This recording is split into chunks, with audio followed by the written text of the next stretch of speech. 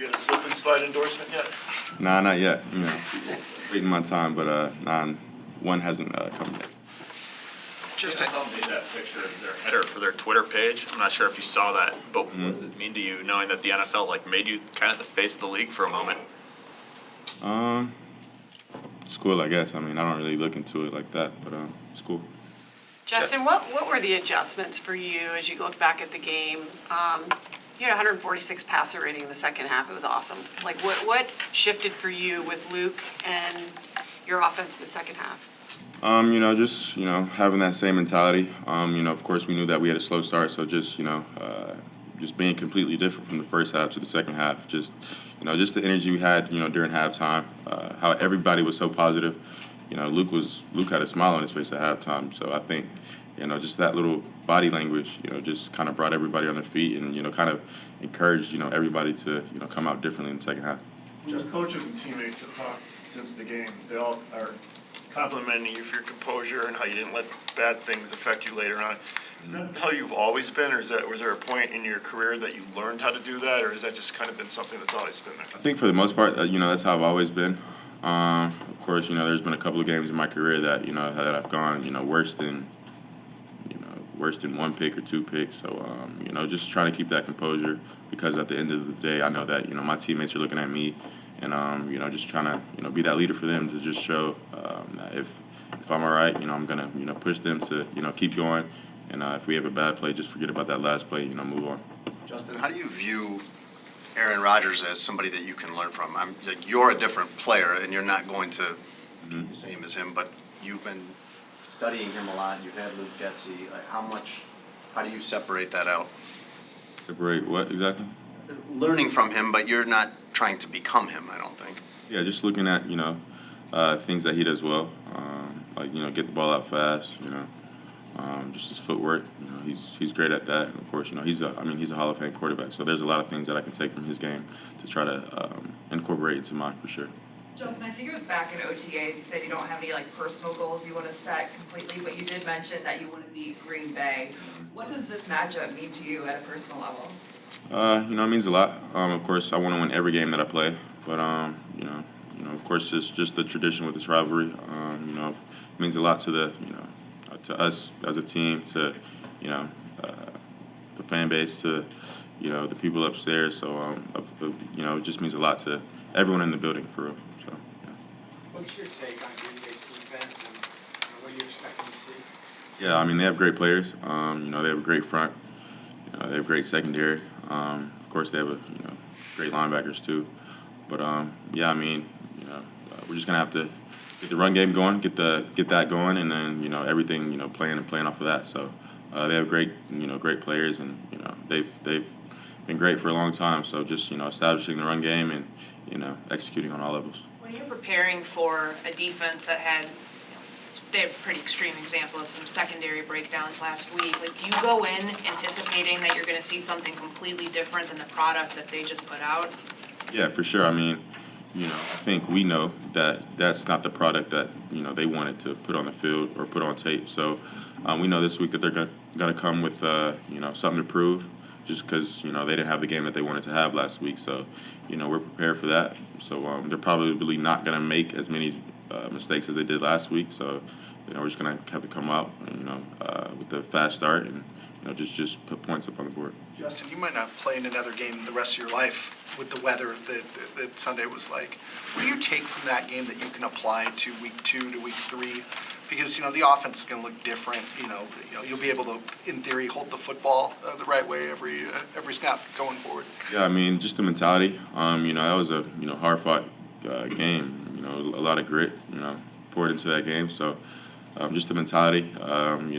We know it's always not going to go our way, or we might run into equations on the field that we can't control. So just controlling the controllables and just executing what we can, and just as my quarterback coach says, just 100% on 100%. So everything that we can control, just making sure we're doing the right thing. And when you saw Getsy smiling, did you ask him why? Did you notice it? Did you bring it up to him hey, what's with the smile? Confident. That's one thing that I take from him. He's a very confident guy, and I think he gives the rest of the guys confidence. So I didn't ask him why. that's just how he is. So yeah.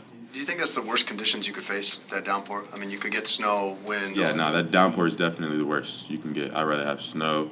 I'd rather it be hot, but yeah, complete downpour is the worst for a quarterback at least. So. Yeah.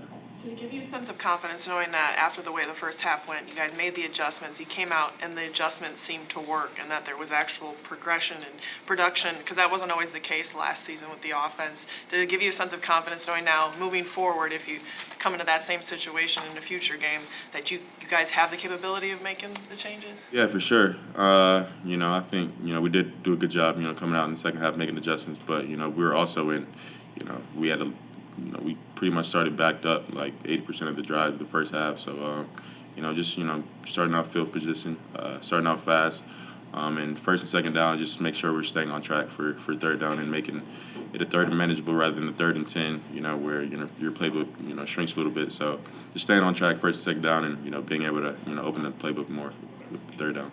When an opponent gives you some gifts, right, whether it be by penalty or dropping an interception or whatever it may be, like you guys got on Sunday, what's the key to developing a knack to fully capitalizing on new life? Just executing.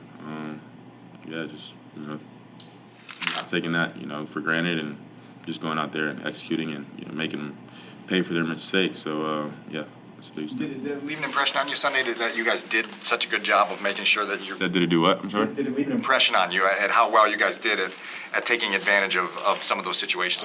I think we expect to do that as an offense. So we're just glad that we executed as well as we did. Justin, with the hits grading system that Flus has put in place, do you get graded? And how'd you come out of that one?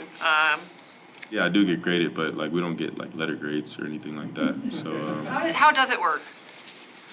it works differently for the defensive guys, but for me, it's just am I getting everybody set? Am I carrying out all my fakes and stuff like that? So that's kind of how it works for me.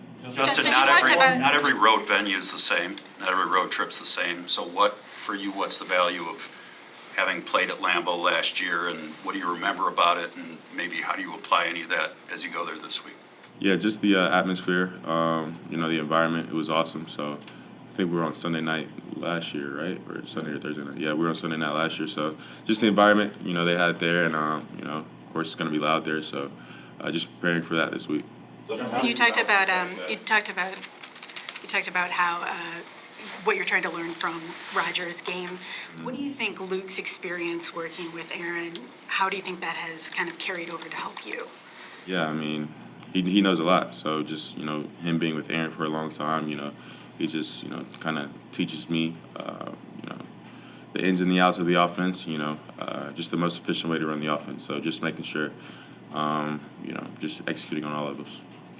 Justin, how do you balance the fact that right now in this offense, your legs is one of the best weapons that you have, but perhaps the next development in this offense, the next stage in the development of this offense, is for you to not do that as much? Do you kind of balance that out while you kind of going through this process, and would you like to use your legs even more?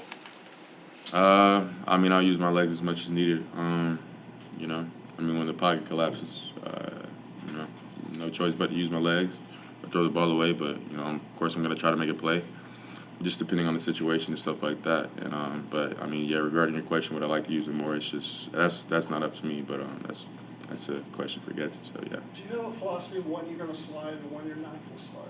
Because we watched Lance, you kind of went forward a lot. You do slide a lot. Do you have a? Yeah, I got to talk to my boy Trey. I think he was taking too many hits out there. I try to not take hits at all, to be honest with you, unless it's, games in line, 3rd and short, 4th and short, or we're on the goal line. That's the really only time that, I'm taking a hit. But other than that, I'm pretty much going to slide. So, for all the defenders out there that, think I'm going to stay up, I'm not. So don't worry about getting those late hits on me. But, yeah. Appreciate y'all.